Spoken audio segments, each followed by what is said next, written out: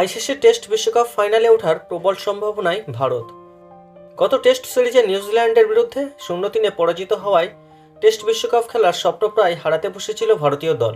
প্রশ্নের ঝড় বয়ে গিয়েছিল কোচ গম্ভীরকে নিয়ে।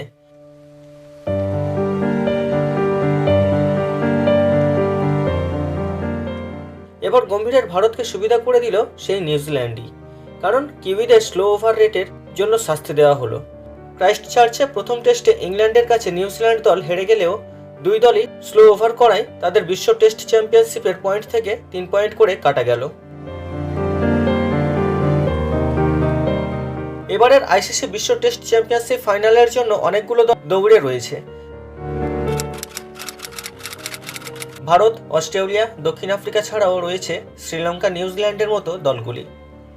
এমনিতে নিউজিল্যান্ড দল সেভাবে কয়েক মাস আগে পর্যন্ত টেস্ট বিশ্বকাপের দৌড়ে না থাকলেও ভারতকে 3-0 সিরিজ হারানোই তারা দৌড়ে ঢুকে পড়েছে আইসিসি বিশ্ব টেস্ট চ্যাম্পিয়নশিপের ফাইনালে ওঠার ক্ষেত্রে। প্রসঙ্গত, নিউজিল্যান্ডের বিপক্ষে হারের ধাক্কা কাটিয়ে সম্প্রতি অস্ট্রেলিয়ার বিরুদ্ধে পার্থ টেস্টে জয়ের সরণিতে ফিরেছে ভারত। জসপ্রীত বুমরার নেতৃত্বে রোহিত শর্মার অনুপস্থিতিতে ভারতীয় দল হারিয়ে দিয়েছে অস্ট্রেলিয়াকে বিশাল 295 রানের ব্যবধানে। ফলে গম্ভীরদের পয়েন্টের শতাংশ আবারও 60-এর উপরে উঠে এসেছে। ভারতীয় দল সরাসরি বিশ্ব টেস্ট চ্যাম্পিয়নশিপের ফাইনালে যেতে গেলে বর্ডার গাভাস্কার ট্রফি 4-0 অথবা 3-0 ফলে জিততে হবে। ভারতের পয়েন্টের শতাংশ এখন 61.11। এর পরেই রয়েছে দক্ষিণ আফ্রিকা। দক্ষিণ আফ্রিকার পয়েন্টের শতাংশ 59.25। অস্ট্রেলিয়ার পয়েন্টের শতাংশ 57.69। শ্রীলঙ্কার পয়েন্টের শতাংশ 50 এবং নিউজিল্যান্ডের পয়েন্টের শতাংশ 47.92।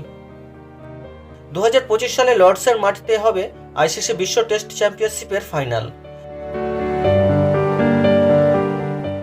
তাহলে বন্ধুরা, আপনাদের কি মনে হয় কোন দুটি দল আইসিসি টেস্ট বিশ্বকাপ ফাইনাল খেলবে?